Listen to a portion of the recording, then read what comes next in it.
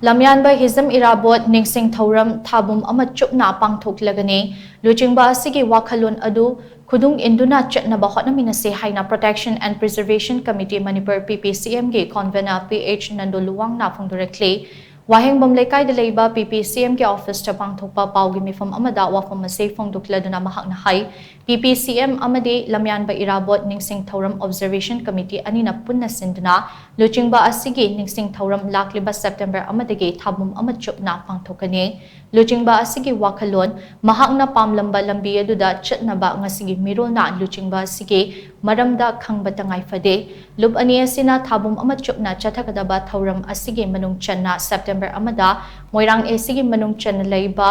Yoksulakpa khudung chingda uhai panba pambi sing paksan na thabagi Thouram ama pangthokani masigi matungda tha asigi taruktagi 18 fauba tonga-tongan ba mahailoisang kayada sarit sara tambiba amadi first aid karamna pigani haibagi matangda awareness pigani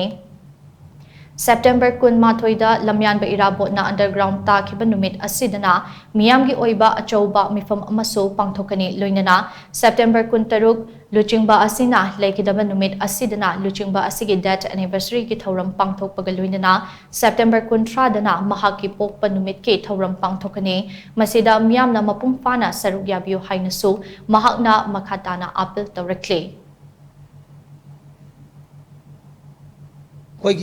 September ke tang kuntra Lamyanba Irabot na taibong khongdorakli numit pokpo numit ase September ke tang kuntra se masjid da ikoina state level open patriotic song competition ama state ki level ki thakta akoigi lebak ning badi yumpham oiba isai changdam nabagi Thouram ama khoi masi pangthok jagani masi open ni geno ni lebak ning bangakta da yumpham oigadabani adumba ma pangthok jagadabani masigumba hariba Thouram sing asi pangthokna honaba matamda abi thabum chumna pangthorokpa tongan ba activities kya ga program kya ga loinena PPCM amadi lingtongna pangthok jarkadaba chida hojik Manipur gi su yam wana ba matam oinabnina akoi dasu organization ai su mayam dei mating ni bada han dagi su yam wajabnina akoi hojik sen thong gi pibam khatang awaba da mayok nei maduna sigumba program asi chinjana bagi damakta Manipur gi mayam dagi kari gumada akoi mating khara ni jarapa matamda mating pangbi habisi asi media gi khotangda PPCM Protection and Preservation Committee Manipur amadi Lamyanba Irabot Ningsing Thouram Observation Committee lingtoki maikai dagi miyam da thamoi sengna appeal tawli